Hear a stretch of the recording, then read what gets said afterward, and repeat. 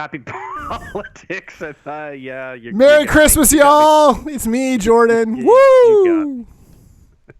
If you're listening, and stats say most of you are listening on Spotify or Google Plus, something like that, you're wondering why I sputtered at the beginning, and it's because Jordan is wearing, well, I guess you'd call them glasses. Little Christmas trees. 'Tis the season to wear funny things to trip up Maclean on the BC Poly hot stove. There's nothing little about those trees. Anyway, happy politics.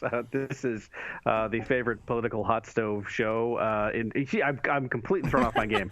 Anyway, I was going to make a joke about Whoville. It's gone. We're going to move past it. My name is Maclean K. I'm the editor-in-chief of the Orca, and that is now the treeless Jordan Bateman joining me in a socially distant manner. I am the VP Comms for the Independent Contractors and Businesses Association. And, on a serious note, I'm sure we'll say it at the end, but Merry Christmas. Happy holidays to everyone. Hope 2021 turns out better than this last dumpster fire of a year. Man, yeah, not everyone's best year, but hey, some interesting and some exciting news for the Orca starting in 2021. Pod's getting a little bigger. We're adding our good friend and best-selling author and soon-to-be former Vancouver Sun reporter and columnist Rob Shaw. Yeah, this is huge. Rob Shaw, one of those, one of the top reporters in British Columbia. Someone whose career I first noticed following him at the Times Colonist when he used to report on Victoria City Hall there. Never a dull moment with Victoria City Hall in those days, back when they were trying to figure out what to do with the sewage plant and whether they needed one. Spoiler alert, apparently they did. $700 million one. The Johnson Street Bridge, all those great kind of little mini scandals that now, Victoria City Hall would kill for a spending scandal instead of all the stupid scandals they have going on now.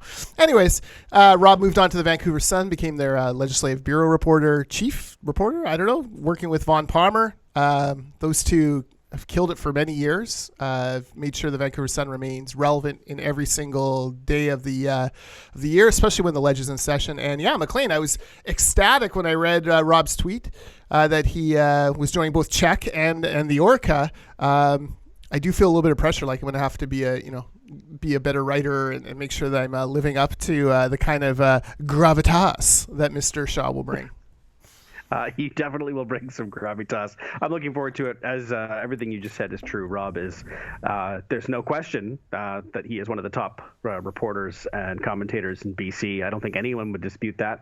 And Czech is lucky to have him, and frankly, so are we.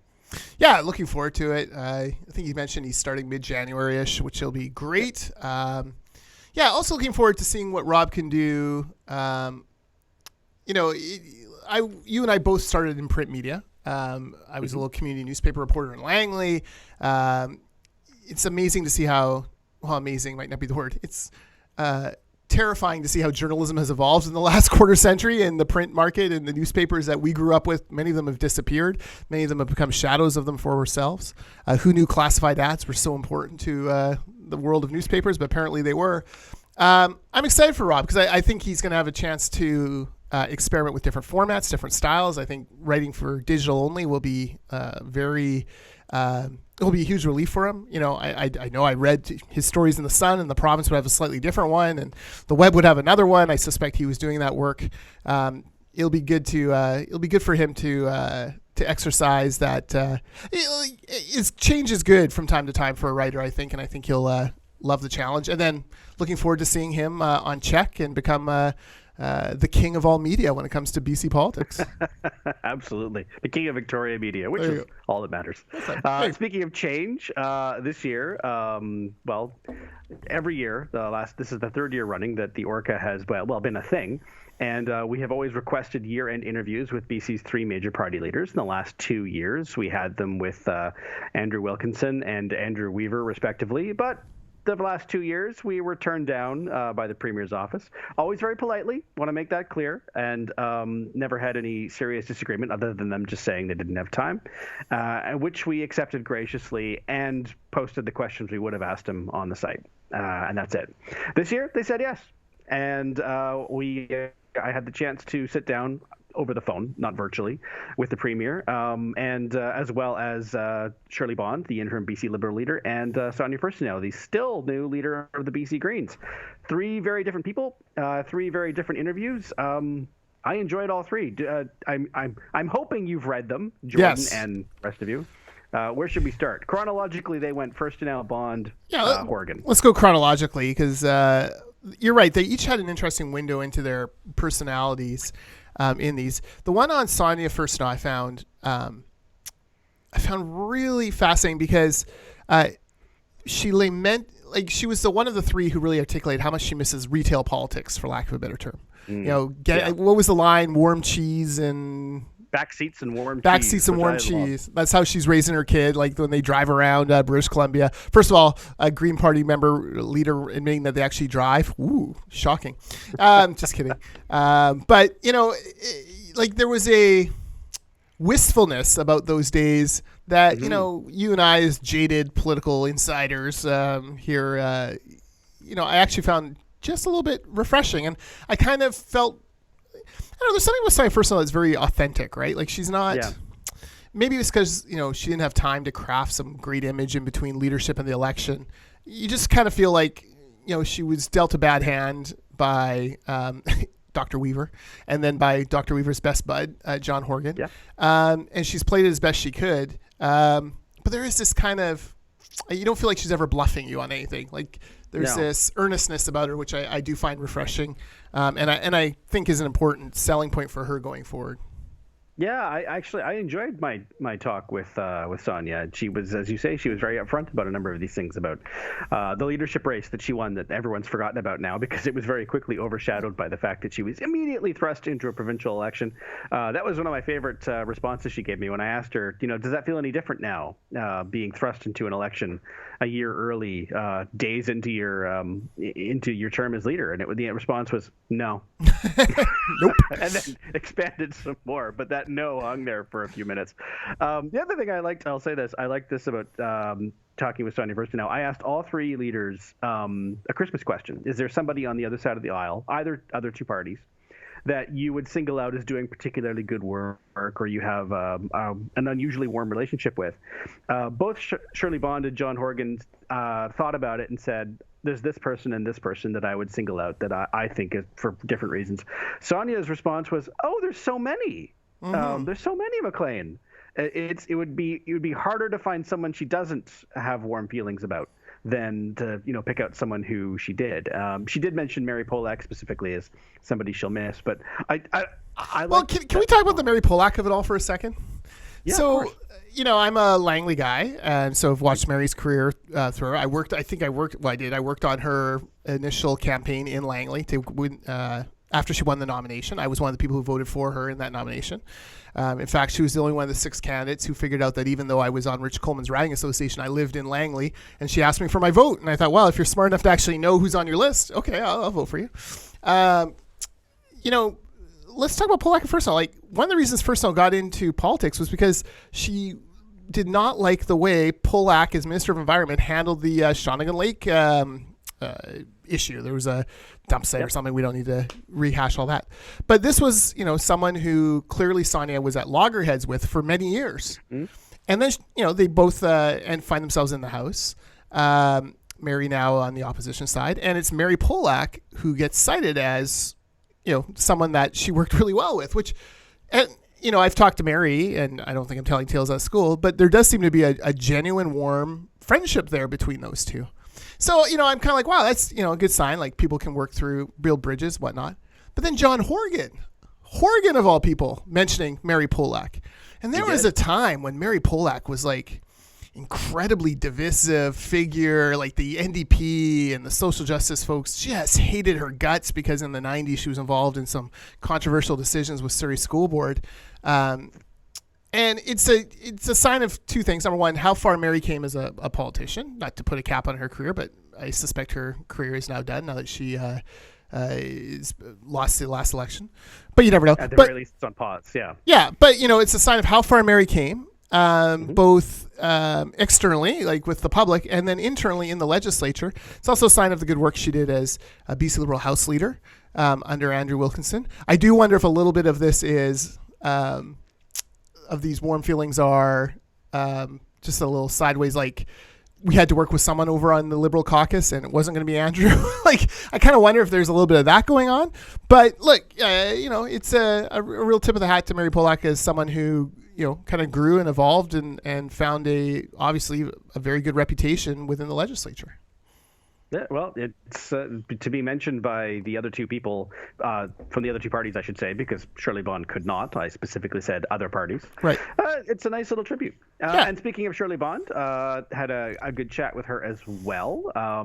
She had, the most unique year, I think, of all of them. Sonia had a pretty roller coaster year too. But of the three, and I think I said this in my piece, Shirley Bond is not only the only one who did not seek or want the job, but also doesn't plan on being there a year or so from now, depending on when they set the terms of the race. So, it's a different situation being an interim leader. Yeah. But, she was very positive and not just sort of, everything is great, that kind of positive, but like, no, we're rebuilding here. I'm happy with the team, and they're really focused. And she made it clear that she's gone out of her way to ensure that the former leader Andrew Wilkinson feels comfortable and respected. And I didn't even include this in the piece, but she specifically said she made sure that he had an office that was worthy of a former leader, so much as it's in her power to give one. And he was one of her first calls when he became leader. She became leader for advice. That said, and there's no but here, they're going to take it a slightly different direction in that they're going to focus on rebuilding the party and quite frankly on the places they lost in the election, which is urban BC. Yeah, two things to think about. Shirley Bond had a hellacious year. It was an awful year for Shirley Bond personally. She lost her husband and partner of many years, Bill Bond, legendary figure. Like Bill and Shirley, beloved in Prince George. There's a reason why even when the NDP win a popular election by 15 points, Shirley Bond's seat is never in question.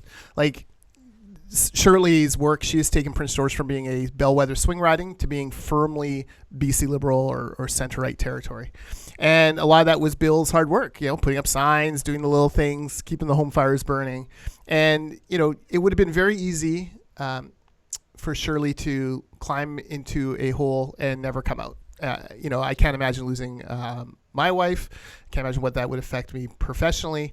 Shirley is dealing with all of that, dealing with it at a time of COVID where she, probably can't get all the FaceTime and interactions with her grandkids and her kids that maybe she would want. And she's, I think she's thriving as the interim leader of the opposition. Like the opposition, these 2 weeks of session, and it's a short sample size, to me was better organized, more pointed, had better questions, and had better social media than they had in the 3 years prior to that. Part of that is, they elected some more kind of social media savvy folks. Part of it is, I think, the shackles felt like it was taking off some of the internal team there. They spread the questions around and are giving chances to people like Trevor Halford, who, was very, very good in this session, in this very brief session. So, she's doing the job. She's doing it well. But let's not take anything. I don't want to take anything away from her. Like the resiliency it takes for Shirley Bond, not just to run for re-election, not just to step up as leader, but to thrive in the role at this time in her life. That deserves again another tip of the cap to her. Yeah, I didn't even ask her. I was aware of the situation. Well, the situation, what a terrible way of putting it, with her husband having passed this year. But I have been told by more than one person that she's still quite understandably very emotional about it. I didn't even bring it up. You get such a short window in an interview, and you don't need to. Yeah. No, exactly. It wasn't relevant. I guess it could have been, but I didn't go there. And then the final interview I had was with the Premier. Yes.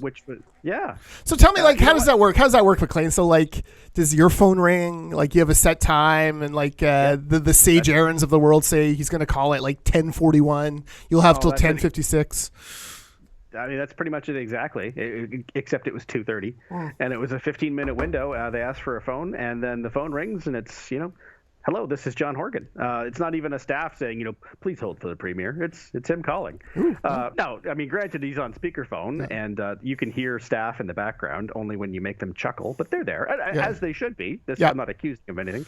And yes, I did make him chuckle because the first thing he said was, "Are you wearing pants?" And I think what I said was, "As far as you can tell." And you hear kind of an involuntary in the background.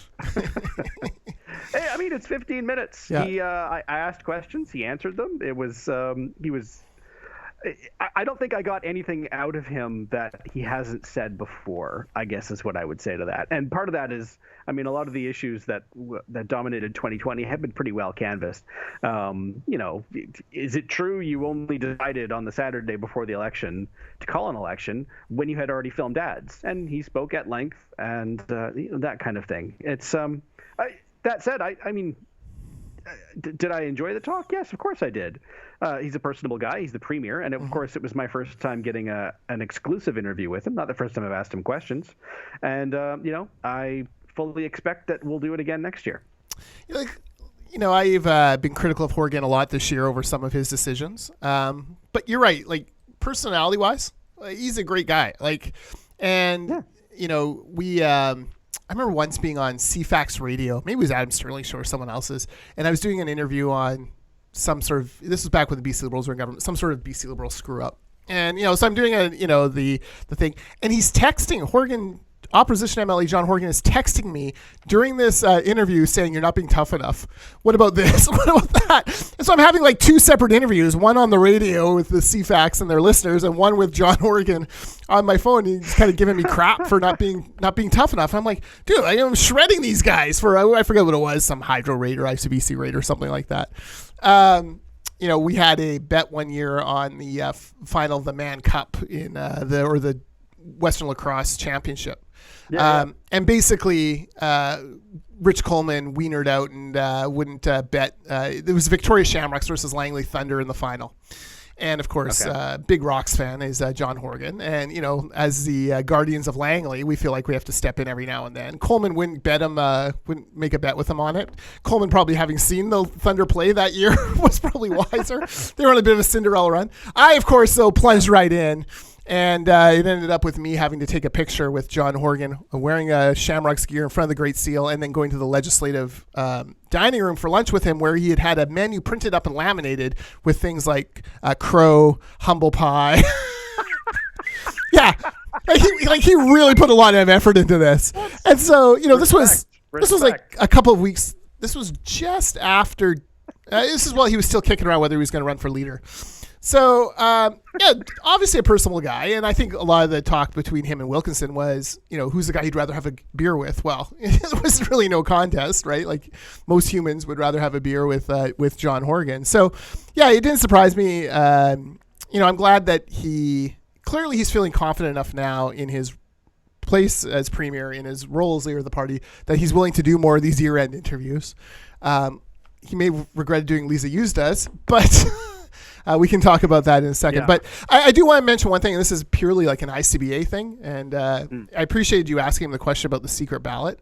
So it's a subject I've been interested in, and the way I framed it to the premier was genuinely where I come from, in that, like, I don't have a lot of personal experience with unions. I think I belonged to a union for about 2 months in the year 2001 for working for Hydro Ottawa. And so for me, the question of card check and a secret ballot is kind of, I don't understand it, because I just don't get the rationalization for removing a secret ballot. I get that it's easier to certify a union. I understand that. But what I don't understand is the justification that it's better for the workers themselves. Yeah. In that if they I don't think removing a secret ballot in any context, it just doesn't make sense to me. So that's how I framed it. I was like, help me get there. I don't understand it. And clearly you prefer this, and that's fine. I respect it. What I want to do is understand your point. And he kind of declined to get into it. Yeah. Well, ideologically, Horgan and the NDP would say just being unionized, period, is better for the worker than being ununionized. Which is false and demonstrably false in this day and age. But okay, so that ideologically they grew up with this belief. So they would say whatever it takes to unionize is fine. And that's why in the 90s there was so much trouble with Glenn Clark when he wanted to bring in what was called sectoral bargaining, where essentially if the Starbucks here at Metrotown had signed cards and become a union and negotiated an agreement with their owner, every Starbucks in the province would have to abide by the agreement. And not just that, every coffee shop barista in the province would have to. So because they believe that unionization is so much better for the worker than not. I found it interesting that he definitively said it's not a priority. Harry Baines, I suspect, disagrees. Harry Baines in the last minority government this is one of the very few times they were genuinely pissed off with Andrew Weaver, because Weaver stopped them from doing it. They were also pissed off because their expert panel came back and by 2-1 margin said, no, keep the secret ballot. Here's the one thing I would say about secret ballot that I wish, if the Premier's people are listening and you only forward 2 lines from it, this thing, forward the line where we're being nice to him, and then forward this line, random NDP staffer transcribing this right now. I'm going to call you Marcy, here's what I want you to tell the Premier. I don't know if it's Marcy. I just want reading Peanuts. Anyways, here's what I want you to say. What unions discount in the secret ballot process is that there are 2 groups at the table. There's the union, and then there's the employer. It is very difficult for employers to accept the fact sometimes that their folks were unhappy enough to unionize, that there needed to be a change in their workforce to unionize. What a secret ballot does is it says to the employer, hey, there was a fair process overseen by an outside group, and guess what? Your employees were unhappy enough to unionize, and they want some things dealt with in the collective bargaining agreement. So the employer has to deal with it. They have to face that fact. Whereas if it's card check, you leave yourself open to, only 45% of the workforce signed these cards, and now all of a sudden they're triggered. And I heard from Jim in the shop that he didn't even really want to sign the card. He thought he was just signing a magazine subscription, or he thought he was signing something for his kid's permission form. And it's very difficult for the employer to accept the result. So that would be if you want to have, if you want to have the employer and the unions, being able to negotiate in good faith and to have acceptance that this is the new world for that particular company, you've got to have a secret ballot, and you've got to have an independent process, just for fairness sake and for the mindset of the employer in dealing with that group. Otherwise, there's always questions. There's always a shadow of a doubt. There's always, I heard Chris got accosted at the soccer field, or Terry went over there with a baseball bat. Whether it's true or not, that is the problem. The other thing I'd say is one of the biggest proponents of secret ballot are generally other unions, because it's a hell of a lot easier to go raid a shop that's already unionized, one union raiding another union. And when you take that away, that protection of a secret ballot away, there are union websites out there saying, such and such are coming to raid us. Don't sign any cards. Don't listen to them. They'll use whatever bully tactics are necessary. That is what gets all of us a little bit nervous. So, secret ballot, cornerstone of democracy, and should be kept. That's a whole world that I have such little experience in. We mentioned another aspect of one of Horgan's year-end interviews. We'll come back. Wait. I just want to talk about the guy he cited as his. Oh yes, actually yes. Because I love this guy too. Dan Ashton. Dapper Dan Ashton, yeah. So I first met Dan when he was mayor of Penticton, and Penticton had, with him and their city manager, had worked out, I think they had a 3-year property tax freeze. So at the Taxpayers Federation, this was like finding a unicorn, right? Oh my God, this is happening in real life in British Columbia. So I went and spent an afternoon with him and his city manager. They walked me through what their plan had been, and it was really smart things, Maclean. We noticed we have a park next to City Hall, or we had a park, and half of it was the town, run by the town, half was run by the school, and we would see 2 lawnmowers out there, one for the school district, one for us. It didn't really make sense. Why don't we just have the school district mow the whole thing, or have us mow the whole thing, rather than having to ship someone? Little efficiencies like that went a long way to making a difference. And, I remember at the time driving around Penticton, and anyone who's been to Penticton is you love the place. You wish you could retire there. It's gorgeous. And, I thought to myself, wow, this town's not falling apart. This looks pretty good. Fast forward, he runs for the BC Liberals, gets elected as an MLA. And what does Dapper Dan Ashton do? He pays for his own by-election. And this was someday the Taxpayers Federation will probably give him some sort of award, because this was so out of the box. he forced a by-election in Penticton, and he stroked them a check for $30,000 to cover the cost of that by-election. And I can tell you, Peter Fassbender didn't do that. Josie Osborne's not doing that. No other mayor or civic official, Megan Dykman's not doing that in Langley, has ever done that in BC history that I could find. And, it's a sign. Now, not everyone has the ability to stroke a $30,000 check, and Dan was quite successful in business, and good on him. But, it is a sign of his fiscal conservatism. He's also genuinely he's not jovial, he's not goofy, but he's just a genuinely, thoroughly decent human being. And so I was interested to see that Horgan has picked up on that. Yeah. You know what? We zoomed by, because I know that some people will watch the show and parse it. We zoomed by Shirley Bond, her Christmas question, and I just want to touch on that briefly. She didn't hesitate for one moment after the same question. She mentioned Adrian Dix as somebody she has immense respect for, as just an incredible hard worker, knows his files backwards and forwards. But also, she was actually really touched that when Dix made an announcement up in Prince George for a university hospital project, he publicly cited her, pushing it as one of the key reasons it's happening. Which, I mean, that doesn't happen. No. Government ministers sometimes they don't get invited. No, government ministers do not cite opposition MLAs as part of the reason a project's happening. So for him to do that was A, unusual, but also B, it meant a lot to her, and she said so.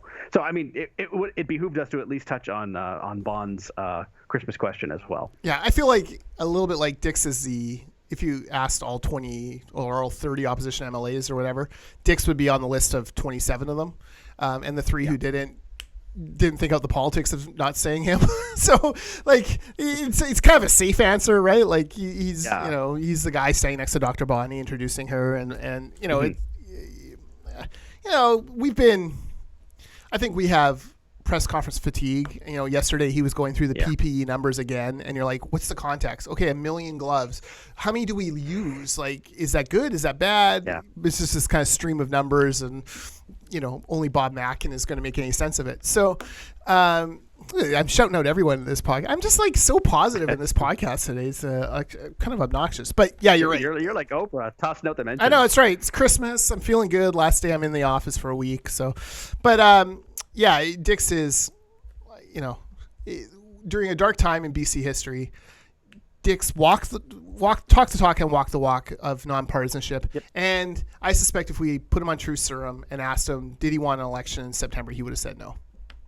Oh, I've heard from a couple people that he was very much against it, but he's a team player, so and no longer and not the leader. So one might say he's a good soldier.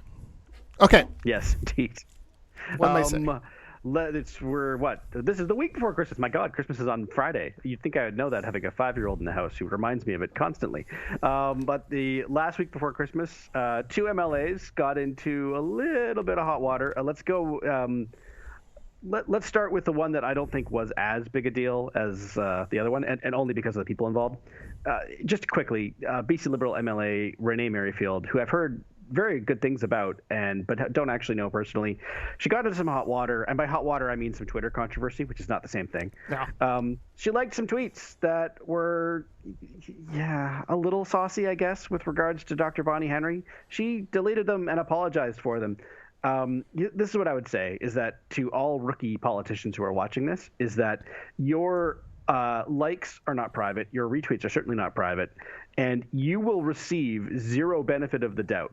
Everything you like and say and tweet and repost will be scrutinized with the worst possible lens. There is no benefit of the doubt. You're always going to get a bad interpretation. And so, I don't think even Bill Thielman, who's the one who pointed it out, thinks that Renee Merrifield is a crazy anti-vaxxer.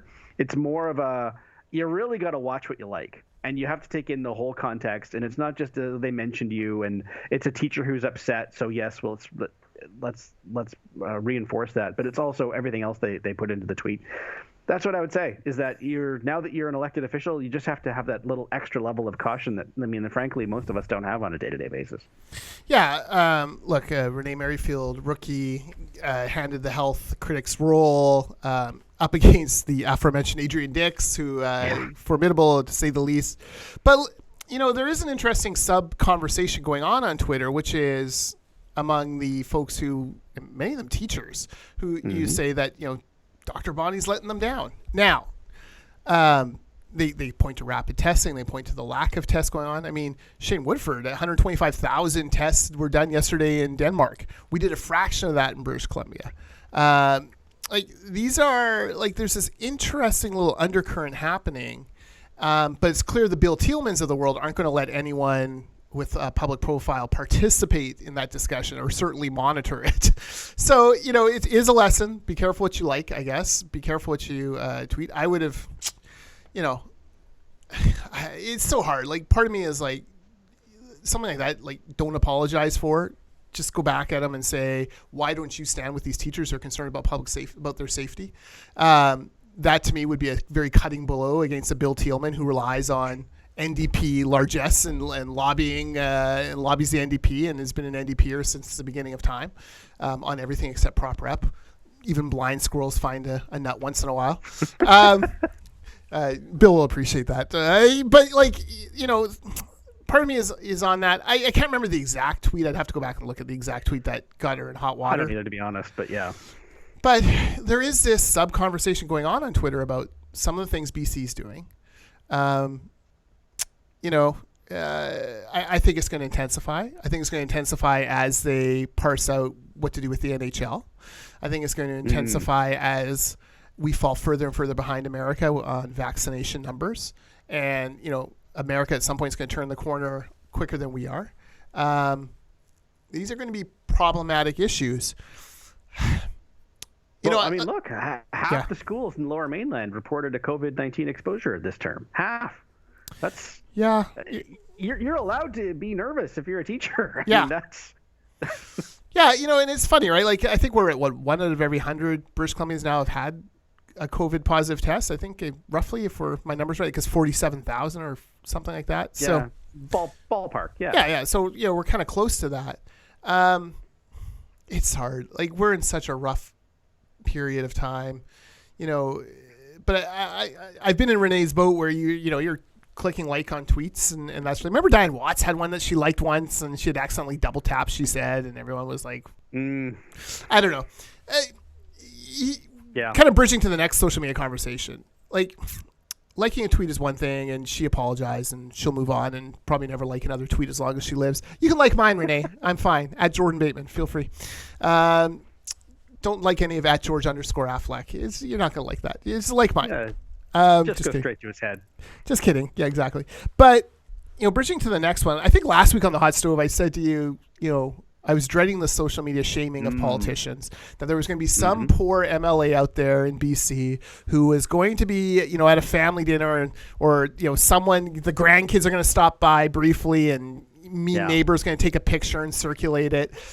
I got to say, though, Maclean, on my bingo card, I did not have Premier John Horgan being that politician. And I certainly didn't have it coming out a week ahead of time, as it did when Lisa asked him the perfectly okay question of, hey, what are your plans for Christmas? And the Premier announced that, he's looking forward to getting together with his son and daughter-in-law who aren't in the bubble. Yeah, that was a surprising thing. And even more so was he was kind of, even in the moment, a little blasé, saying, "Oh, it's okay. I've already checked it with my good buddy Adrian Dix." Literally, he said, "My buddy." Fine. Yeah. I mean, yeah. I'm betting Adrian Dix. By example. I'm betting Adrian Dix is having a quiet Christmas dinner with his partner. I'm betting. I'm sure he is. I'm betting Dr. Bonnie. It's her household bubble, and that's it. Although I don't know anything about Dr. Bonnie's household bubble, which is probably a good thing. I guess I could read her book and learn. There you go. But it was a surprising. I don't want to say omission. It was a surprising flub from somebody who, frankly, is. Not only should he know better, it's just for him to be so casual about it was surprising. And I haven't talked with Lisa about it, but I have to imagine that must have been her reaction. It's kind of like, I'm sorry, what did you just say? Yeah. Really? Eyebrow up. I can see Lisa's eyebrow shooting up to the roof. What? Very much so. For one thing, because Lisa's a rule. Because Lisa has been scrupulously following the rules, and parsing the Dr. Bonnie commandments and making sure that very following them word for word. So to see this was it was now. Okay, so everyone makes mistakes. Renee Merrifield made a mistake. She apologized. Horgan kind of apologized, but sort of threw the daughter-in-law under the bus. It wasn't even he kind of circled back the next day or called her or something, called Lisa and said essentially, I was wrong. My daughter-in-law is very uncomfortable with coming over now, so we're not going to do it. Which, okay, kudos to the daughter-in-law, but kind of a little bit of throwing the daughter-in-law under the bus. It wasn't Dr. Bonnie's rules are making. Since she was a rule follower. Yeah. Wasn't making Dr. Bonnie the reason why you're not doing it, or the fact that you're the premier of the province and you have to lead by example because you're asking people to sacrifice all sorts of family gatherings at Christmas. But the daughter-in-law is nervous, so we're going to that daughter-in-law there better be a huge gift under the daughter-in-law's tree from the premier. That's all I'm saying. It was surprising. It was a little. I have to think Dr. Bonnie and Adrian Dix are dreading being asked about this because it's an awkward question, right? What other response is there than, yeah, it was disappointing. Yeah. That's the only honest answer. I mean, is it hugely disappointing? Probably not, if we're being honest. But it's just you should be leading by example. And I just poor Adrian Dix and Dr. Bonnie Henry having to field this question because. Yeah. Well, unless he actually did say yes, it's fine. You get an exemption, which I doubt he did. Yeah, you can't. Okay, I got to read to you the exact headline from Vancouver's Awesome on this because Bob Cromauer went crazy on this and posted it. But I mean the headline is terrible, but here it is: Premier Horgan planned to gather with family for Christmas while us peasants actually follow the rules. Woo! Yikes! Ouch! That is not the headline that the premier wants headed into Christmas, right? It's as I say, really just a surprising fumble. Yes. You were right when you talked about it last week. It did seem inevitable that there would be a public figure, a politician or not, who either lapsed or decided, this day gets an asterisk or something. For it to be the premier is genuinely surprising.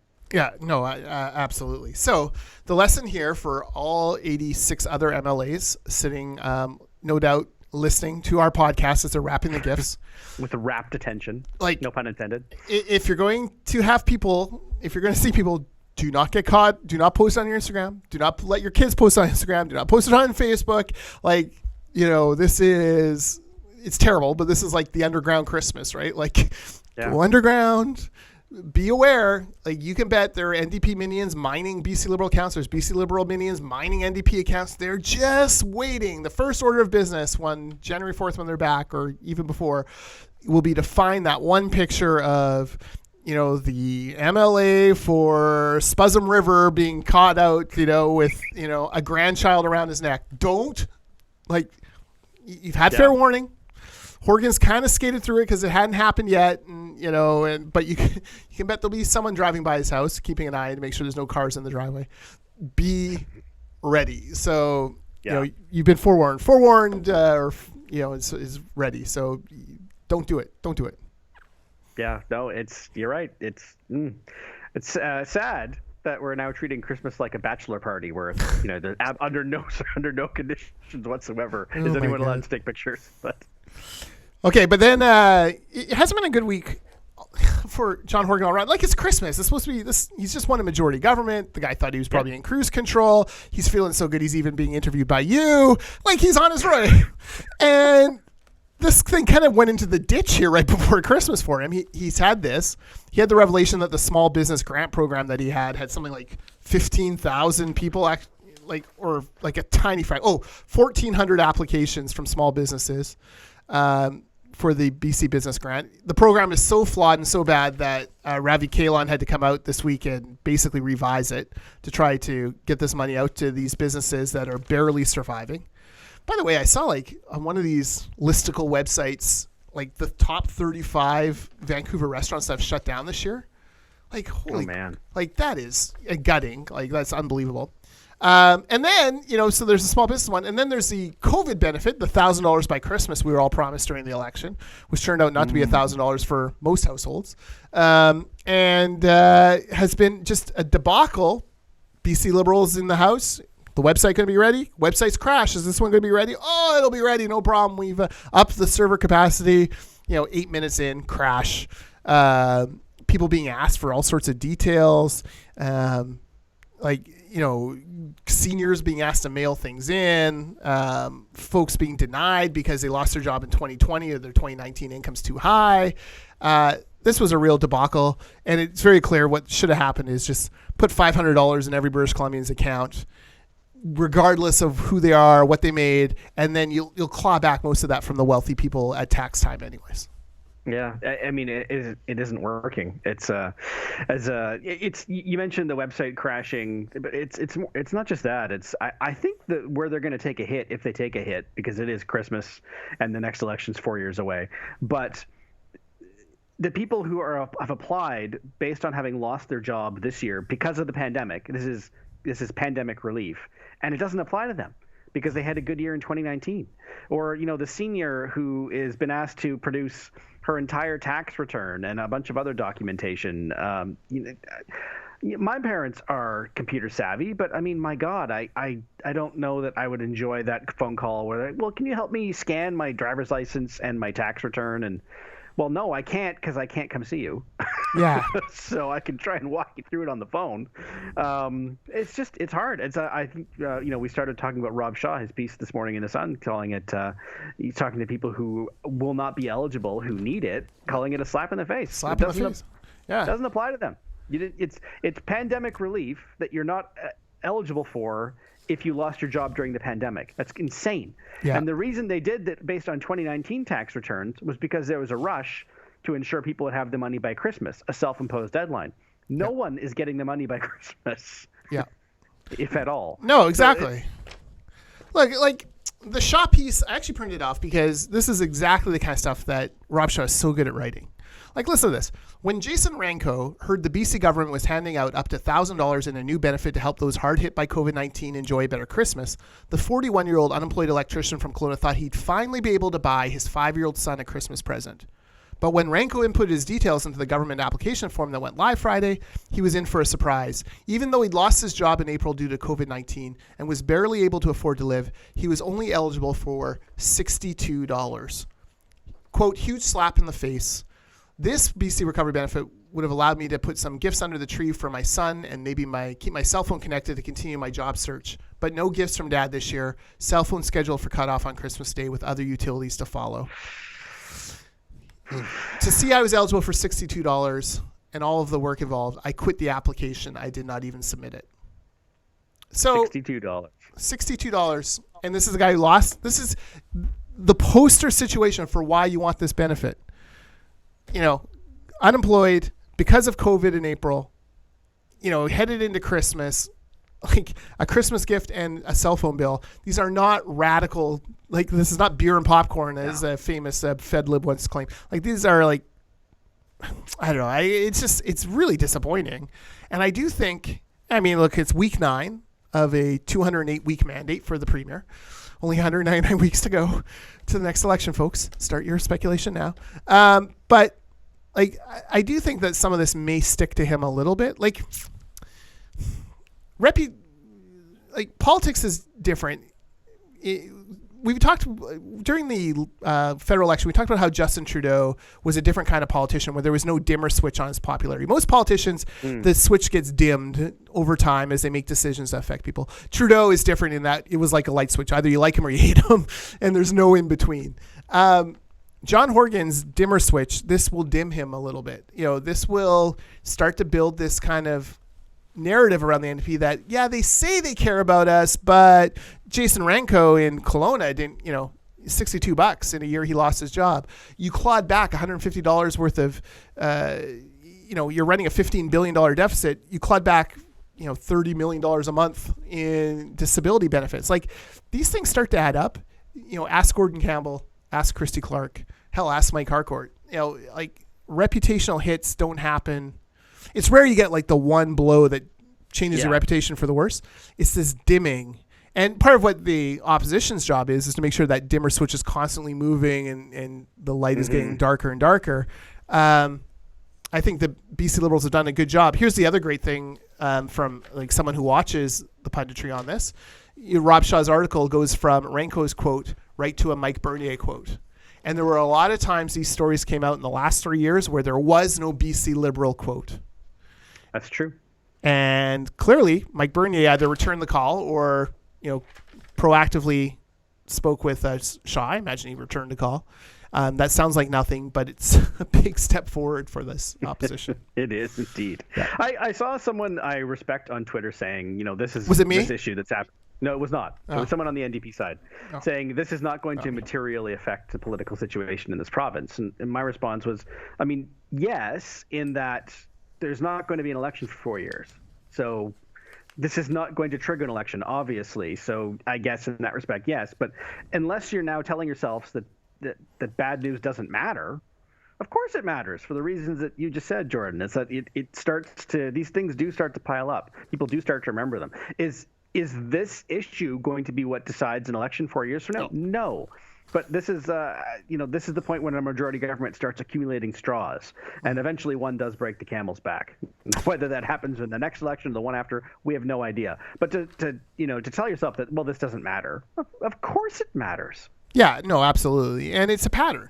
It's a pattern of behavior. Look, if I were, that NDP defending this, I'd be a little worried about that if I was the NDP, because all of a sudden you're becoming immune. You're being you're vaccinating yourself against future public criticism on things. Well, that's not great. Like, that is how governments end up in the ditch. That's how they end up doing unpopular things is, they constantly pretend like, well, the next election's 199 weeks away. We got lots of time. Well, no, either what you do now matters or it doesn't. The last thing you want to communicate to people, like, affordability is always going to be an issue. Like, the BC budget is doing a little bit better than they expected simply because of real estate, which means prices aren't coming down. And so affordability is going to be an issue 4 years from now, especially in an era where you can't rely on government as much because government spending is going to be constrained a little bit by all of this debt we're incurring now. These kind of things start to add up. Like, in my darkest moment, you think Jason Renko is ever going to vote NDP? How many Jason Renkos are out there? Yeah. Maybe a few thousand, but that's a few thousand people who are going to be damn motivated to remember next time that, when he was in a bind, John Horgan wouldn't even give him $62 without going through a bunch of hoops. Yeah. And this is an issue that in no way can be attributed to 16 years. Right? Like, this is a new issue. This is, anyway. Now, speaking of things that are very far away, our next episode of BC Polak Hot Stove is very far away because we're not doing this next week. Yeah, it's not next week or January 5th, I guess we'll talk again. But I'd like to think that sometime next week when you're off on your break that you will be sitting at your dining room table there and that you'll just pretend to talk to me briefly. I can, there's a chance that could happen, and it's not a huge chance, but it's a chance. Are you up to speed on The Mandalorian, by the way? I am. We're all caught up. All right. So, spoiler alert: if you haven't watched the finale of Mandalorian, prepare for me to geek out slightly here, and please tune out now. Have a Merry Christmas. Beat it, Maclean. Holy crap! That was a great finish. It was. My kid and I were like jumping up and down in our living room, screaming, "Luke Skywalker!" I was watching it with my wife, who's has enjoyed The Mandalorian and has sort of rediscovered Star Wars with Ian, but wasn't into it as a kid. And so she was like, "Oh my God, is this going to be someone huge?" I had no idea. Yeah. And then I saw the green lightsaber, and you're thinking, "Oh, maybe." Yeah. Oh, maybe. And yeah. Yeah. Well, the X-wing flies in. The X-wing flies in. You're like, okay. But you're like, is it going to be Ahsoka Tano, like someone like that? And then, but boom! That's who I thought it was going to be. But then and then R2 shows up. Oh my God, so good. All the feels. So good. I do wish the one criticism I would have is that I don't know why they had the Mandalorian remove his helmet in the episode prior, because it really blunted the impact of him doing it in the finale. Yes. And unless they're going to follow that storyline up, which is basically hinting that he used to be Imperial, Yeah. That is in retrospect, it was like that should not have happened. Ideally, they could have kept it off him in the first series too, but whatever. That was a long time ago now. Yeah. But they should have saved it for the very end. Yeah, you're right. That is a nitpick because otherwise it was perfect. Yeah, you're right. And even the way, Baby Yoda, I know, Gorgo, and everyone is watching the screens and seeing the green lightsaber mow down these these droids that you just seen take Mandalorian to the very limit. One of them, and Luke mows down, and you're like just the build. I don't know how long that was, 90 seconds, maybe 2 minutes. The build towards that door opening and the cloak coming off. Oh my God, it was so good. But you're right. You're right about the helmet thing. Although, and I do worry about next season of Mandalorian. No Gorgo. How is this going to work? He's so memeable. Yeah. He's so adorable. We'll see what happens. But did you love the little love letters thrown into Battlestar Galactica? With first of all, the robots looked exactly like Cylons coming online, but also the shots of the TIE fighters when they're getting launched down the tube. Yes. Exactly like Battlestar Galactica. Yeah, that's my wife and I were like, "Oh my God, this is like they're just giving Starbuck a high five." That's I know Starbucks sitting right there. You're like, "Oh my God, this is so good." So good. Sasha Banks with a wrestling move there. So she got the DDT Boba Fett. I know. I don't care if you're not a wrestling fan. That's the greatest thing I've ever seen in my life. Yeah, that is. Maclean, as a child, I dreamed of the day that Boba Fett would enter a WWE ring or WWF ring and take a DDT from Jake the Snake, and Sasha Banks delivered. So. It marked out the whole time. It was good. It was good. And all the Disney Plus announcements. I mean, growing up, I was always more of a Star Trek guy than a Star Wars guy. And partly it was my dad was a huge Star Trek guy. He went into computers because of the original series. Farm kid from Regina or from outside Regina, Saskatchewan, ends up going to BCIT and becoming a computer guy because of Star Trek.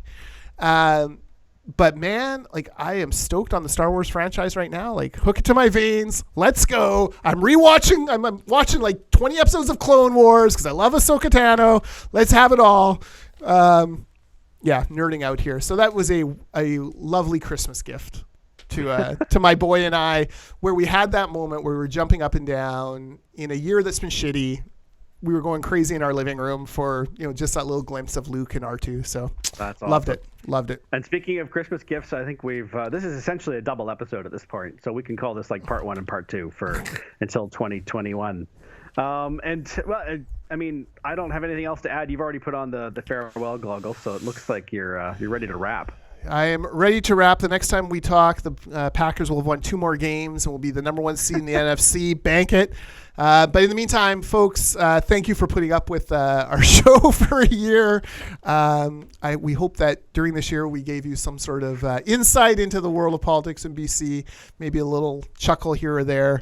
No doubt shaking your head at how Maclean has to put up with me week to week. But Maclean, Merry Christmas and Happy Holidays to you and yours. I hope you have a great, safe time and a really wonderful family time. And everyone out there watching, same to you. Let's reconvene here in January, and let's hope 2021 is a hell of a lot better than the year we just went through. Hear, hear. God bless us, everyone. Merry Christmas from BC Poly Hot Stove, and until 2021, happy politics.